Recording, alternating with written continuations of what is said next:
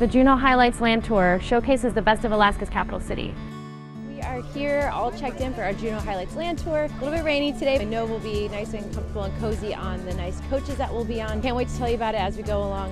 Visit the Alaska State Museum, where you can explore native art exhibits, and that's in the Macaulay Salmon Hatchery, featuring saltwater aquariums and fish ladders.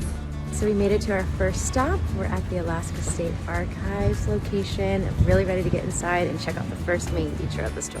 The tour also includes a visit to the award-winning Glacier Gardens rainforest, with its unique displays and insights into the Tongass National Forest. Friendly local guide will provide fascinating historical and cultural insights as you pass by landmarks like the State Capitol Building and Governor's House. You'll also enjoy scenic photo opportunities from Douglas Island, offering great views of downtown Juneau and the Gastineau Channel. The tour concludes with a delicious stop at Deckhand Days, where you'll use a voucher for 3 rockfish tacos. This tour is perfect for history buffs and nature lovers looking to experience Juneau's highlights in a short time.